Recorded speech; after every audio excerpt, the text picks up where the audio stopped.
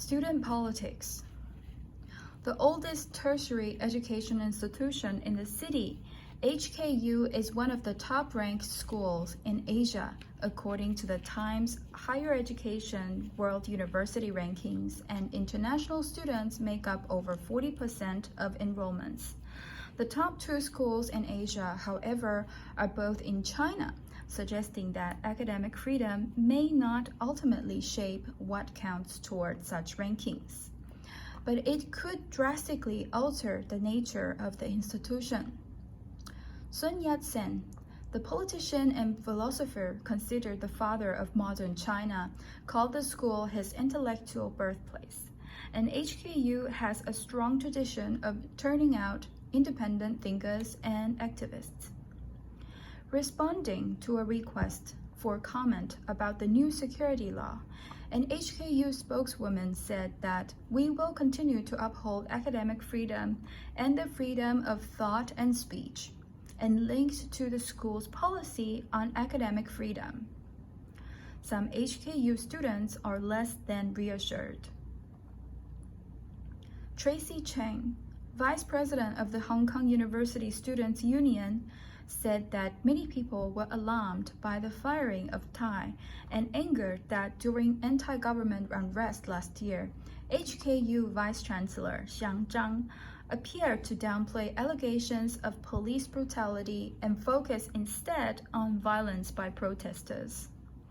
This upset and disappointed a lot of students, as we thought that HKU would stand alongside students, she said.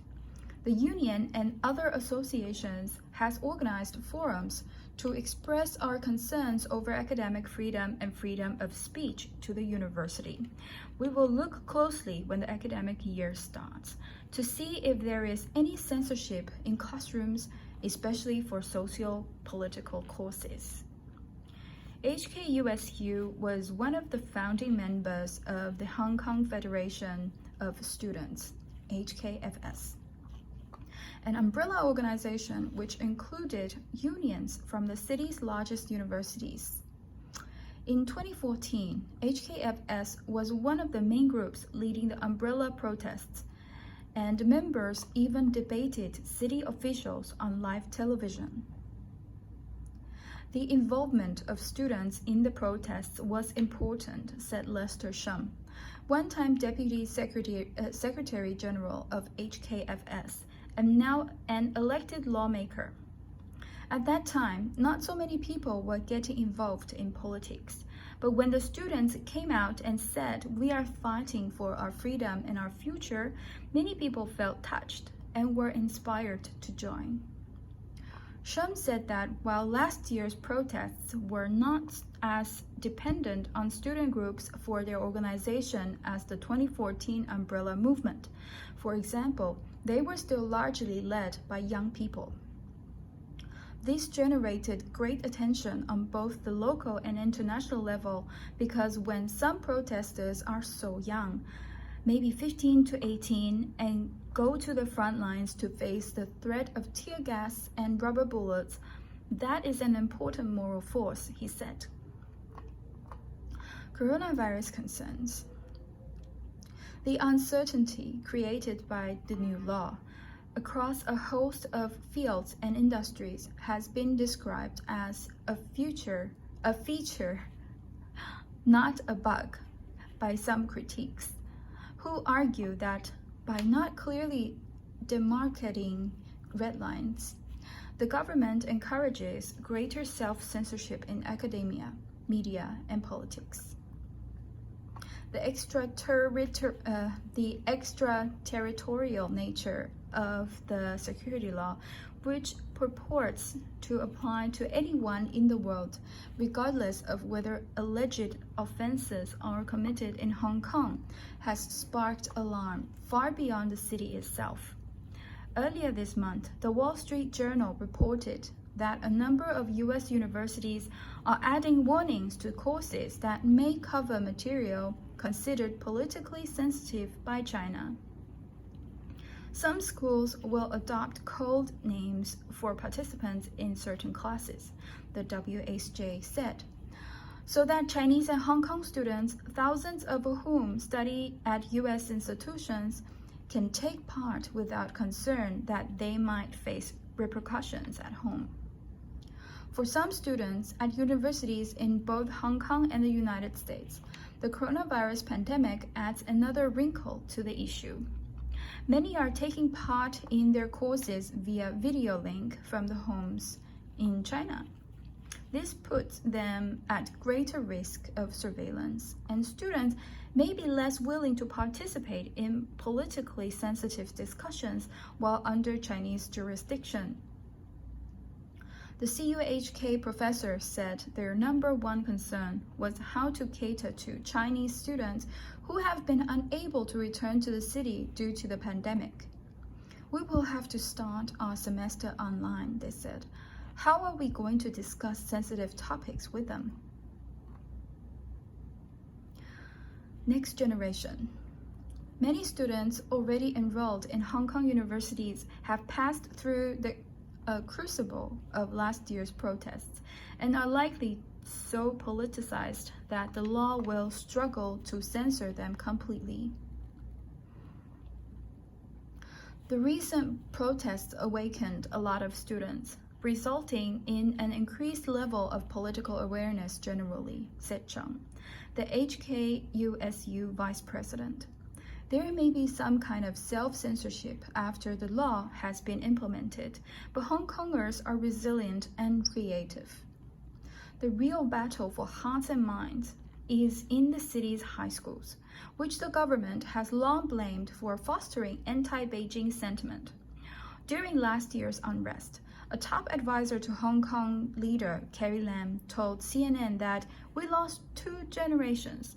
We lost them through the schools. The fundamental problem is that you have a whole generation of young people who are not just dead against, but actually hate China, the aide said, on the condition on anonymity. How are you going to have one country, 2 systems work if you have a whole generation hating that country? The solution seen by many on the government side is to introduce something akin to the patriotic education curriculum followed in China, where inculcating a love of country is a key task for schools. A previous attempt to introduce this to Hong Kong was defeated in 2012 by mass protests led by student groups, including the HKFS and Scholarism, a group founded by activist Joshua Wong, then 15 years old. The security law calls for government to exercise supervision and guidance over schools, and it's not the only recent legislation that could change how they operate. Under new laws mandating respect for the Chinese flag and national anthem, Hong Kong schools will soon be looking and sounding a lot more like their counterparts across the border. Shum said he was concerned that in the near future, maybe 3 to 5 years time, there may be very serious consequences and effects from the security law and changes to education, resulting in a far less political body of students. One high school teacher who requested anonymity to talk about a sensitive issue said their school had told teachers the national anthem would be played at key times during the day, and students will participate in regular flag-raising ceremonies. The school has always acknowledged the mainland, but this will certainly be amped up with seeing the flag around the school and singing the anthem, they said. We do not sing any songs to celebrate Hong Kong at the moment, so this will be a new concept to celebrate country.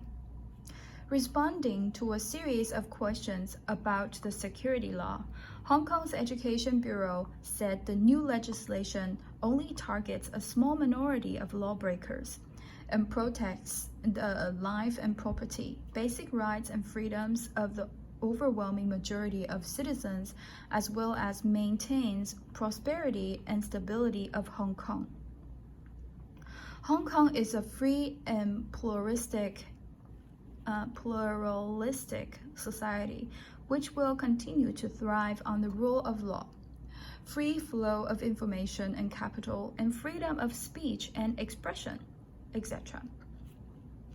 These fundamental values are upheld under the law to ensure the continuous prosperity and stability of Hong Kong, a spokeswoman said, adding that existing safeguards for academic freedom and institutional autonomy contained within the city's de facto constitution remain in force. Shum was less than convinced, predicting a revamp of how schools in Hong Kong teach and the abandonment of topics such as liberal studies, which aims to foster critical thinking. The government thinks training students to be critical is the same as training them to be radical, he said. This is the end of the content. Thank you for your attention, and I hope to see you in my next video. Bye.